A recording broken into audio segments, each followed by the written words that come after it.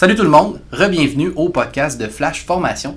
Aujourd'hui, on est en train d'enregistrer une émission qui va être hors série. Donc, une émission qui ne fera pas partie de la saison, mais qui est ô combien importante. Aujourd'hui, on va recevoir notre commanditaire officiel, Francis Perrault-Varin, courtier hypothécaire. Donc, chez Multiprêt Hypothèque. Alors Francis, bienvenue à l'émission, mais un gros merci de t'impliquer comme ça dans le podcast, c'est vraiment un plaisir. Hey, merci Marc-Antoine, merci de me recevoir, puis honnêtement, je suis vraiment très fier de m'impliquer dans le podcast. Honnêtement, Flash Formation, c'est une entreprise que j'apprécie et que je connais depuis très longtemps. Cool. Pour nos auditeurs, avant qu'on commence à se lancer dans le sujet de l'hypothèque et tout ça, ce monde-là, on aimerait ça que tu nous parles un peu de toi, de la personne que tu es, et après ça, on parlera de l'entreprise et des différents services. Oui. Moi, dans le fond, en plus d'être courtier hypothécaire depuis 5 ans maintenant, je suis également pompier depuis une quinzaine d'années environ. J'ai commencé ma carrière à Trois-Rivières comme temps partiel. Dans le fond, ça doit faire une dizaine d'années environ que je suis rendu pompier permanent pour la Ville de Montréal. Donc, c'est ça. C'est un Flash Formation, je les connais principalement parce que je connais l'entreprise suite aux formations en incendie. Là. OK, super. Puis, qu'est-ce qui t'a motivé, justement, tu parles de courtier hypothèque depuis 5 ans que tu fais ça. Qu'est-ce qui t'a motivé ou qu'est-ce qui t'a poussé à diriger vers là? Oui. En fait, moi, je suis un geek financier. T'sais, tout ce qui se rapporte aux finances, j'ai toujours aimé ça. J'ai toujours beaucoup lu. Depuis que j'ai 20 ans, je dois lire une cinquantaine de livres par année, principalement sur les finances. Je les ai tous lus. Name it, là, trouve-en un, je le connais, c'est sûr, je l'ai lu. Tous les blogs, les forums, maintenant même sur Facebook, il y a énormément d'informations. Quand j'étais plus jeune, je lisais beaucoup là-dessus aussi. Fait que c'est ça. Je cherchais dans le fond une façon de venir conseiller les gens, de venir trouver des solutions dans le fond à des problèmes. Puis avec le courtage hypothécaire, c'est exactement ça que j'ai trouvé là, dans le fond. Puis pourquoi vraiment ce domaine-là? Écoute, c'est basic, là, mais moi, la première demande de financement que j'ai faite dans ma vie, pourtant, j'avais déjà un très bon dossier, là, avec le recul. J'avais été refusé au financement. OK. Puis, dans ce moment-là, il y avait quelqu'un qui m'avait conseillé d'aller voir un courtier hypothécaire. Puis, finalement, mon dossier avait fonctionné super facilement avec cette personne-là. Donc, probablement que j'avais été mal encadré par l'institution financière à ce moment-là.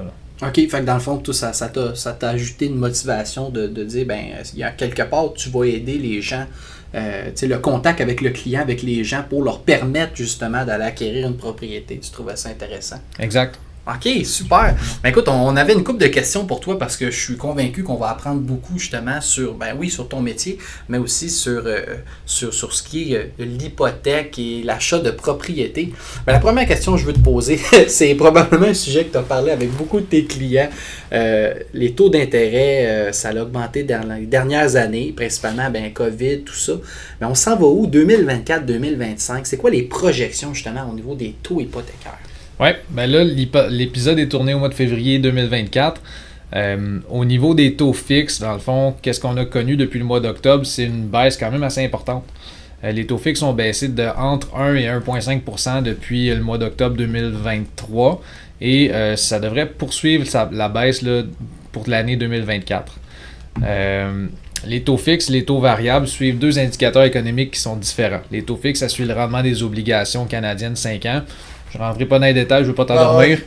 Mais en gros, dans le fond, ça suit plus les paramètres économiques globaux, si tu veux, mondiaux. OK.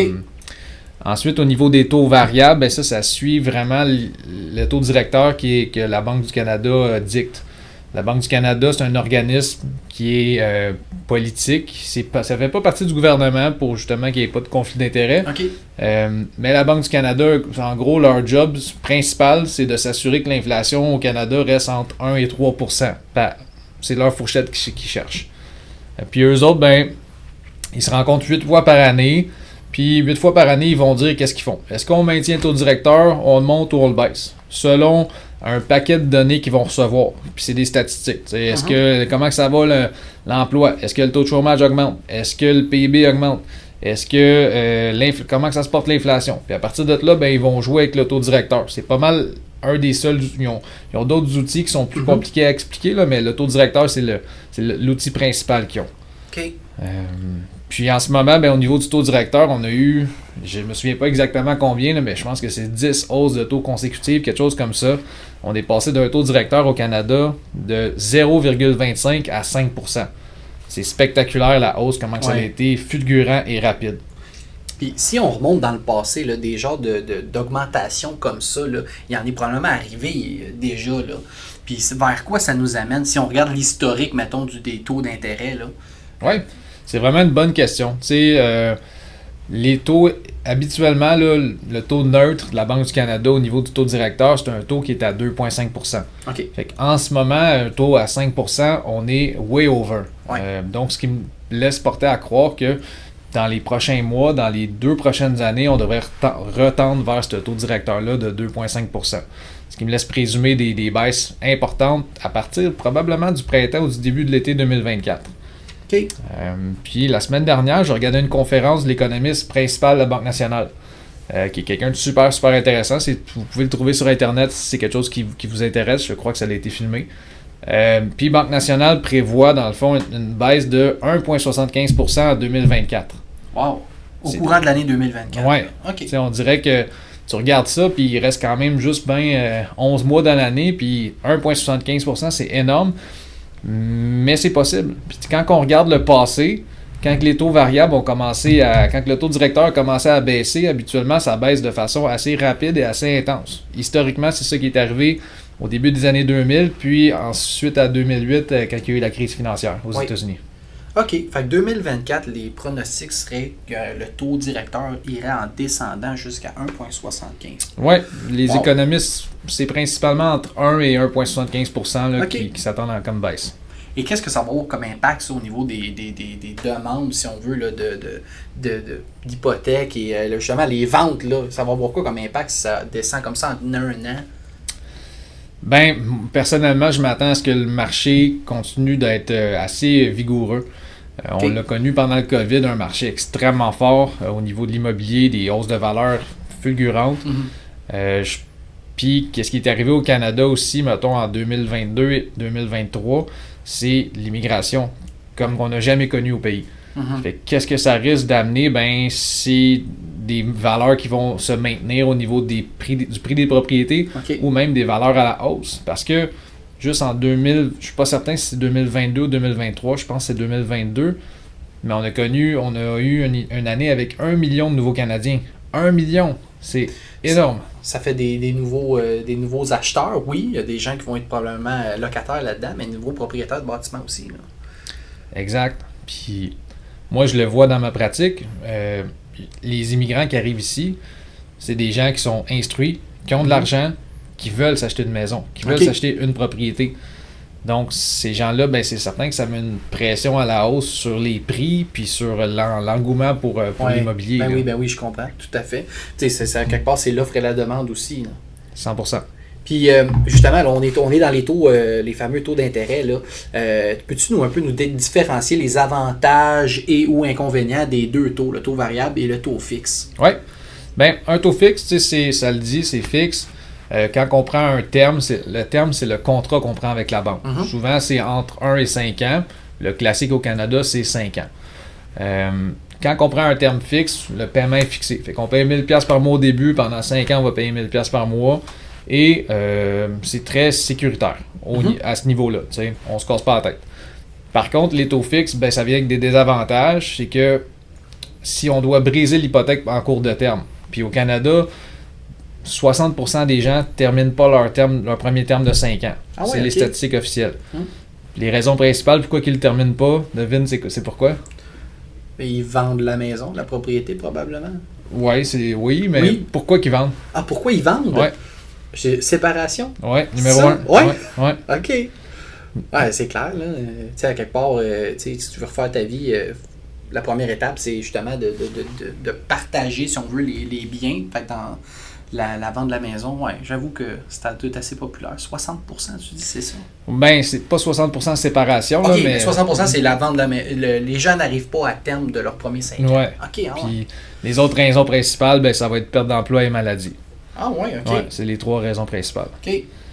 Fait que tu sais, qu'est-ce que ça fait quand on respecte pas son terme, par exemple? On a pris un terme de 5 ans, puis à l'année 2, ben ça marche plus, il faut qu'on vende la propriété. Les pénalités, ça peut être vraiment salé. Ça peut être 3, 4, des fois 5% même du solde hypothécaire. Fait que j'ai une hypothèque de 300 000, ça se peut que je me ramasse avec une pénalité de 12 000 $. C'est énormément d'argent. Ça, c'est probablement pris sur ce que tu avais laissé en cash down ou... comment tu vas la payer, cette pénalité-là? Ben, sur, tu sais, mettons que tu vends ta maison 500, ouais, tu sais, le notaire va juste te redonner moins d'argent à la fin. Là. Oh, ok. Mais c'est quand même pénalisant, là. Si tu voulais faire un upgrade ou si tu sais, justement, tu t'achetais une autre propriété, là, tu commences dans le trou, là. Ouais, c'est vraiment, ça peut être vraiment coûteux.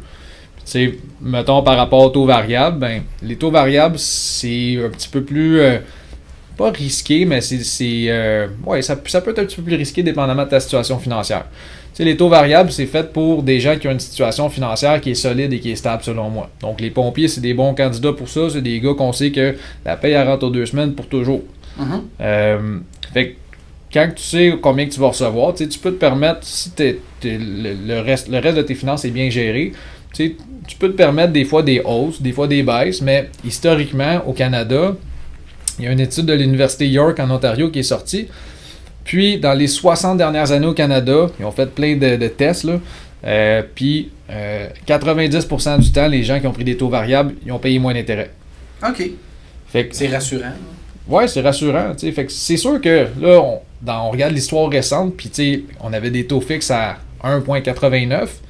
Fait que là, les gens ils disent ouais, mais là, j'aurais perdu, j'ai pris un taux fixe à 1,89, les autres, leur variable est rendue à 6,5. Effectivement. Là, on regarde dans une très courte période. Ouais. Puis, tu sais, je fais un petit parallèle avec les marchés boursiers. Tu sais, quand on investit à la bourse, il y a des années qu'on va faire un rendement super élevé, puis il y a des années qu'on va vivre des crashs boursiers, qu'on va perdre 30-40% de notre portefeuille. C'est comme ça. Ouais. Fait que quand on embarque dans le train du variable, ben, on joue la carte des statistiques. On dit, regarde, historiquement, ça a été très avantageux de prendre un taux variable. Je vais prendre cette chance-là, puis probablement que je vais être récompensé. OK. Mais c'est intéressant, tu sais. Justement, je peux faire une histoire personnelle. Là. J'étais sur un taux variable juste avant que la pandémie arrive, puis une augmentation du taux. Et finalement, on a terminé si on veut, le délai avec un taux fixe pour terminer ce qui me restait, juste pour être plus safe pour la suite des choses. Mais on va arriver le temps de renégocier tout ça avec mon institution bancaire. Fait que je pense qu'il y en a beaucoup qui sont dans cette situation-là. Oui. Tu parlais justement des pompiers de Montréal, pas de Montréal, mais des pompiers en général qui gagnent leur vie à faire ce métier-là. La stabilité qu'on a, les pompiers, au niveau monétaire. Quel conseil tu donnerais à des pompiers qui sont soit en début de carrière ou qui commencent dans le but de se bâtir un dossier de crédit pour éventuellement s'acheter une première propriété? Oui, tu sais, le dossier de crédit, là, ça a l'air bien compliqué, mais en gros, c'est bien simple. Au Canada, il y a 2 agences de cotation, là, Equifax, TransUnion. Tout le monde sait c'est quoi. Ça, en gros, là, le crédit, là, la banque, c'est plus je te fais-tu confiance ou je te fais pas confiance. Ouais.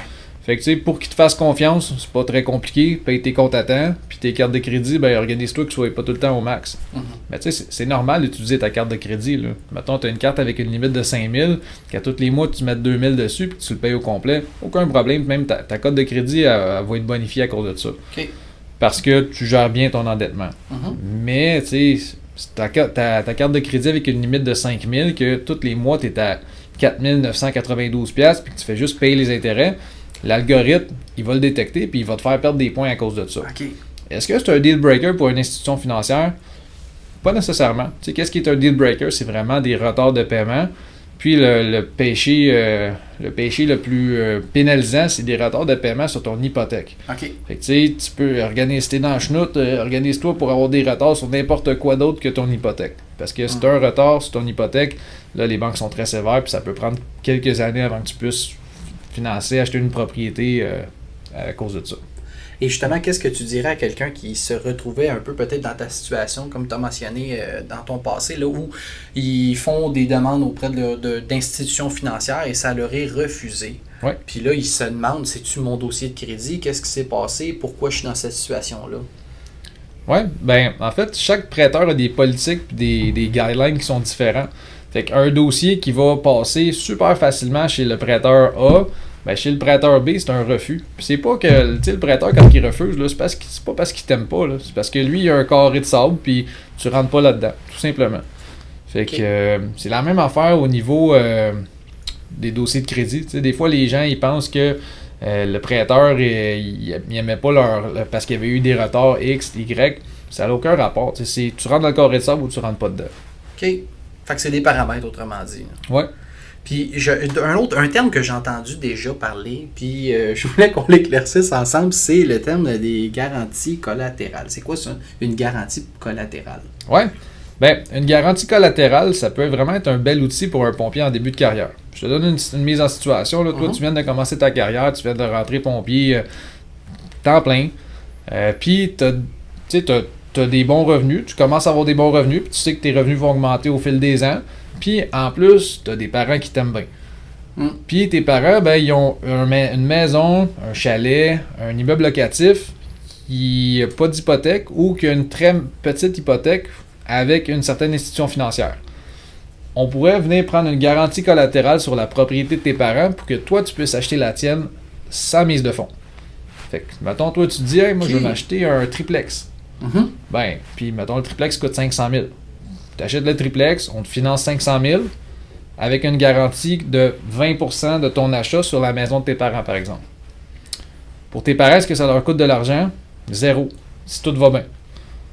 Si ça va pas bien, que pour X raison, tu arrêtais de payer, ben, ils pourraient perdre le montant qui a été pris en garantie. Fait que, mettons que toi, ils ont pris une garantie de 100 000, ben, l'institution financière pourrait aller voir tes parents et dire hey, il a arrêté de me payer, on a perdu de l'argent, vous me devez 100 000. Ça, c'est le worst case scénario qui arrive, extrêmement rarement. T'sais.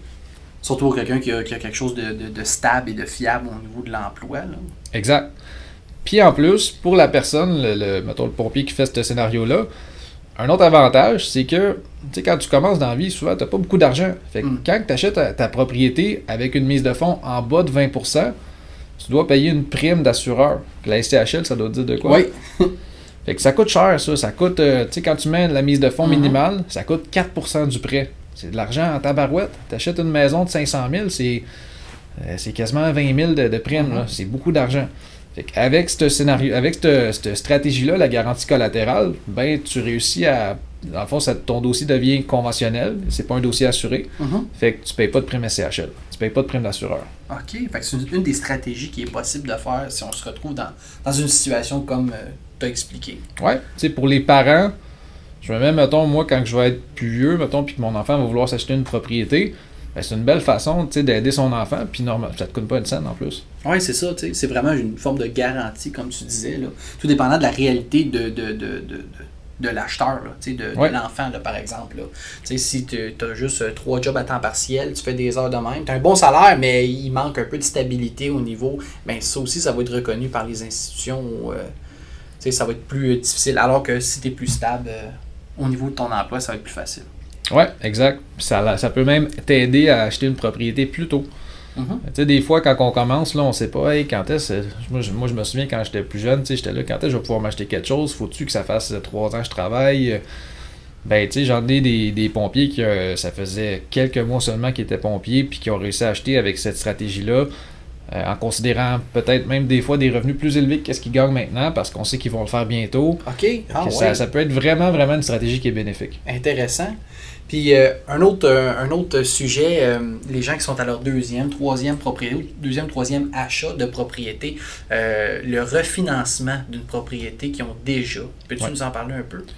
Ben, tu sais, en gros, c'est assez simple le refinancement. Là. Au Canada, on est limité à 80% de la valeur marchande de la propriété. Fait que toi, tu as une maison qui vaut 500 000, on peut financer maximum 400 dessus. Fait que tu sais, s'il te reste 200 d'hypothèque, ben on peut te refinancer à 400 000, fait que 200 000 dans tes poches pour faire pas mal qu'est-ce que tu veux. Là. Des rénovations, t'acheter un immeuble locatif, investir à la bourse. En fait, tu sais, c'est pas mal qu'est-ce que tu veux faire avec ces fonds-là parce que ta maison est quand même en garantie. Là. OK. Quand même, c'est intéressant. Je connais beaucoup de gens qui ont profité justement de l'augmentation des valeurs de la propriété pour faire ça, dans le but d'aller chercher de l'argent pour d'autres projets, d'autres achats aussi. Oui, exact. Qu'est-ce que j'avais aussi en note? La manœuvre de Smith. Ouais. C'est quoi la manœuvre de Smith? Peux-tu nous en parler? T'as déjà entendu parler de ça? Non, pour vrai, j'ai entendu le terme, mais si tu me demandes de le décrire, il va falloir que je fasse des recherches. Ouais. En gros, c'est quand même complexe, mais ça peut s'appliquer à beaucoup de gens que, je te donne un exemple, toi tu me dis, moi je vais m'acheter une maison, là, puis j'ai pas envie de me bâtir un parc immobilier. Là. J'ai juste envie d'acheter ma maison, puis peut-être un petit chalet un moment donné plus tard. Là, qu'est-ce qui arrive? Souvent, les gens, leur réflexe, ça va être de hey, j'ai 300 000 d'hypothèque, je vais venir le payer le plus vite possible. Puis, mettons, le gars, il fait 100 000 par année. Puis sa blonde a fait 100 000 par année aussi. On va faire ça simple. OK, c'est correct. Là, un moment donné, tu vas arriver, tu payes ton hypothèque, ben, t'es rendu que t'as plus d'hypothèque. C'est super cool. Par contre, avec la manœuvre de Smith, qu'est-ce qu'on fait? C'est que quand tu viens payer, ça prend une marge de crédit hypothécaire. La plupart des institutions financières en offrent. Je te donne un exemple. Toi, mettons, tu as une hypothèque de 300 000. À chaque fois que tu fais un paiement, il y a un montant qui devient disponible dans ta marge. Ce montant-là, ben, à chaque fois que ça va grossir tranquillement pas vite. Fait que ton prêt diminue puis ta marge disponible a grossi. Okay. À la place de juste laisser ça dormir, qu'est-ce que tu peux faire? C'est que dans ta marge, tu peux venir emprunter et investir sur les marchés boursiers. Okay. Donc, tu empruntes pour investir. Qu'est-ce que ça fait? C'est que ton intérêt dans ta marge devient déductible d'impôt.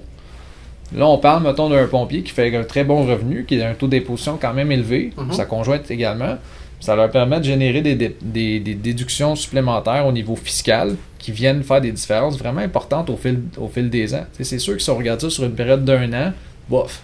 Okay. Sur une période de 5, 10, 20, 30 ans, ça va faire une différence de souvent, écoute, il faudrait que je te le montre sur un graphique, mais souvent, c'est des centaines de milliers de dollars. OK, fait qu'il y a vraiment des avantages à faire ça. Là. Ouais. Puis est-ce que tu dirais que l'éducation des gens par rapport à des stratégies comme celle-là ou par rapport justement à ce qu'on a parlé tantôt avec la garantie collatérale, les gens, à quel point sont au courant de ces manœuvres-là?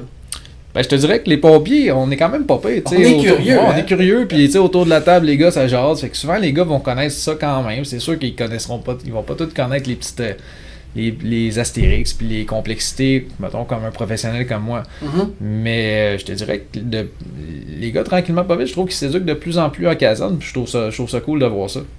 Oui, puis justement, moi, ce que je trouve intéressant, c'est que tu expliques bien les choses, ça demeure assez simple, puis autant c'est un avantage qu'on a, le milieu, mettons, des pompiers, là, c'est un milieu qui est très social, ce qui fait qu'aussitôt qu'il y en a un qui fait une manœuvre ou que lui il est dans des démarches personnelles, ben le reste de l'équipe est au courant, ça se parle, ça se jase, mais des fois aussi il y a de la désinformation par rapport à des stratégies, si on veut, d'investissement et tout ça.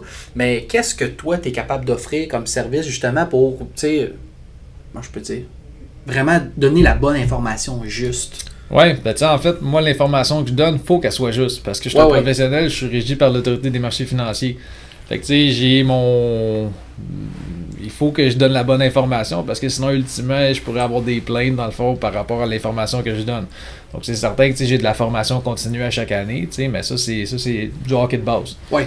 Les gens, dans le fond, m'appellent à cause de mes connaissances, mon expertise, ma passion également pour ça, mais principalement parce que j'ai les vraies réponses. C'est ça la différence. Puis on l'a tous déjà entendu dans plein de sujets en caserne. Des fois, oui, on est curieux, mais des fois, on n'a pas nécessairement toujours la réponse parfaite et 100% qui fit pour toi comme personne. Ça veut pas dire que la réponse pour Mike elle va être la même réponse que pour Marc-Antoine. C'est pas, des fois, ça se ressemble, mais c'est pas toujours pareil. Fait qu'on aurait avantage, justement, là, à poser nos questions aux bonnes personnes. Pas juste au gars au poste que lui, moi, je pense qu'il sait, lui, la réponse. Là, d'aller chercher un professionnel comme toi, justement, pour nous donner l'heure juste, puis, comme tu dis, élaborer la stratégie qui va être efficace pour nous, selon nos besoins, notre réalité.